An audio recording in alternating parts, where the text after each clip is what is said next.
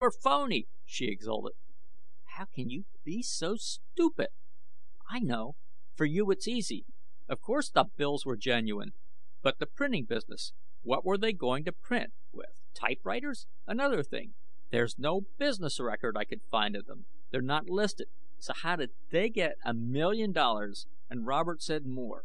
Report here, no matter what the time. I don't get it. I drove them out. There was no garage, no car I could see, and the place is miles from food. How do they live out there?" "Maybe they have friends who picked them up," Dina said. "Maybe. Robert said there was a rumor or something about the government going to use the area for a missile depot. I tried to run it down. Nothing." "Which proves nothing," she said. "True, but I couldn't even smell smoke. No, the whole thing just smells bad. So I think I'm going back there and tell them to forget it." "Oh, don't be an idiot," she said. "This is your big chance to make some real money, get a reputation, and because you're chicken, you're going to throw it up." "I won't get into anything crooked." His voice rose. "The way you're thinking, you couldn't follow a straight line." "They can't draw a straight line." "Well, you do what you want. Only the next time I have to pay for a dinner, don't give me that martyred look." Okay, what do you want for dessert? Spumoni?" "After this, bicarbonate." Very funny. And for the first time in several years, she did not kiss him goodnight when they parted. He turned off the blacktop and started down the rutted path. He switched the headlights off about halfway to the shack and parked it 100 or so yards away from it and walked the rest. The shack was dark. Instead of knocking, Muldoon walked around to the back and peered through the single window at the rear. He could see nothing. Now isn't this just dandy, he thought. Drive all the way out here and nobody's at home. Damn. He went around to the front and started back to the car. His attention was caught by a greenish glow of light from the far end of the dump heap. His curiosity aroused, Muldoon warily made his way through the metal litter until he was close enough to make out the source of the light. It came from the center of a shallow area that had been cleared of rubble. A rusted, misshapen mass of metal lay in the center of the cleared space. The greenish glow was coming from an opening in the mass. Muldoon crept closer until he was able to make out details. Not too many, but enough to give him an idea of the size and general shape of the thing.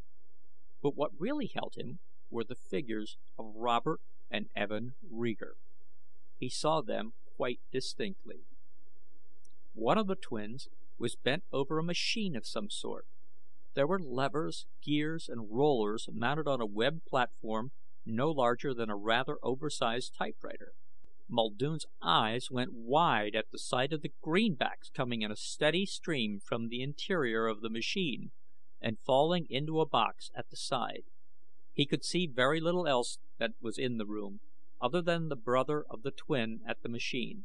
He was on the far side of it, fiddling with something hidden. Muldoon stared in fascination for another minute, then carefully made his way back to the car. He had parked it within the growth of scrub trees and bushes. He started it, turned the headlights on, and drove slowly out into the open and up to the shack. He honked his horn loudly a couple of times and got out of the car and walked up to the shack and tried the door. It was closed. Presently, the figures of Evan and Robert Reeger came into view from the direction of the dump heap. Muldoon's figure was outlined in the glow of the headlights. Muldoon noticed the briefcase one of them was carrying. "Ah, there, Muldoon." Muldoon had recognized Robert's voice. "Hello, Mr. Reeger. Thought I'd come by and let you know how I've been doing."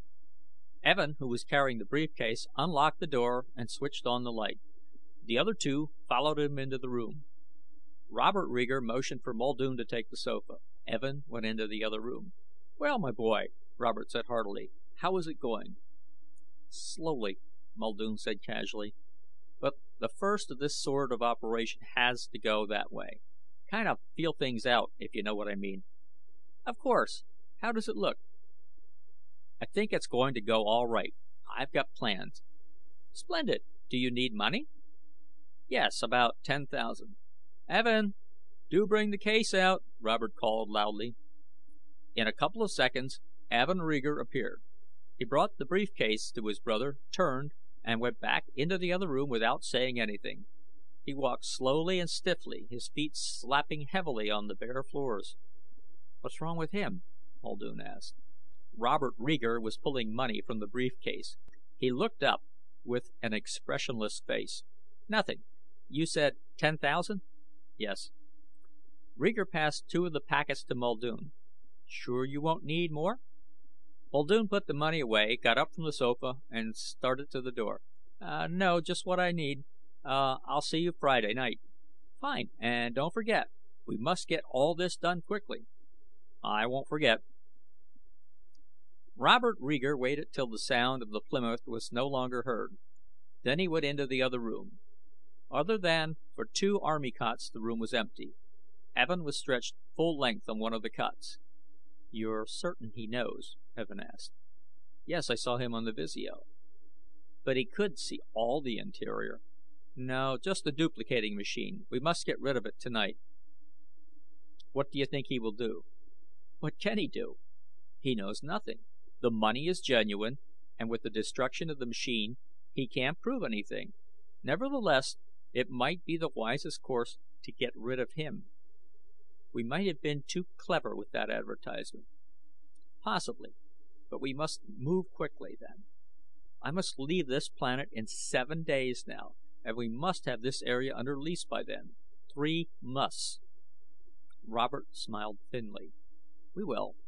If not through Muldoon, then through another means. When you return in a year with the space fleet, you will find the landing area we need. And after that?" They smiled at each other. "We said we would not fail. This planet will fall to our weapons like ripe fruit from a tree. But first I must return to tell them," Evans said. "And if I do not return, they will know we have failed and will seek another planet." "We won't fail," Robert reiterated.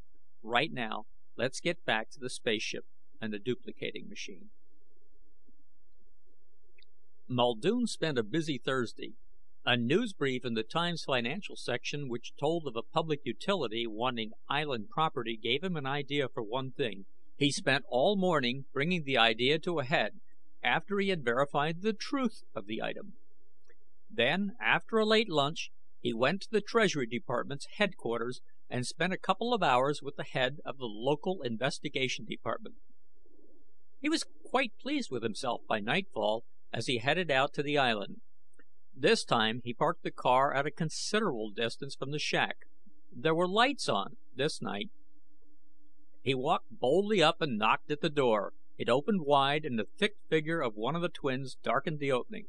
"Well, Mr. Muldoon, I did not think to see you till Friday." "I thought I'd come and see you tonight," Muldoon said as he stepped into the room.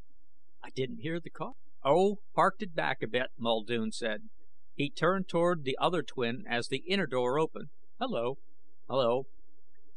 "You know, Evan," Robert said, "I'm rather glad Muldoon stopped by tonight. We might as well conclude our business with him now." "An excellent idea, Robert. Excellent." "What do you mean?" Muldoon asked. "I no longer am acting for you?" "Not for us.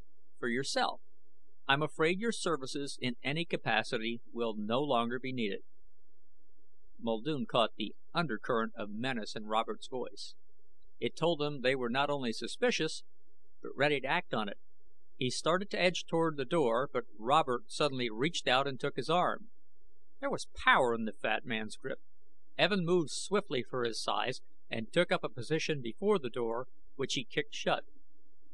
Muldoon twisted sharply and was free of the other's grip. He stepped back a couple of paces. "What the hell's this all about?" "Come now, Muldoon," Robert said softly. "You didn't think your prying went unobserved last night." "So I was nosy, but what's this rough stuff you're trying to pull?" "Merely making sure your curiosity will end tonight." Muldoon took a couple of more retreating paces. "You mean you're going to get rid of me? Well, maybe you will and maybe you won't. But even if you do—" A smile broke through the grim lips of the twin threatening Muldoon. You mean the duplicating machine?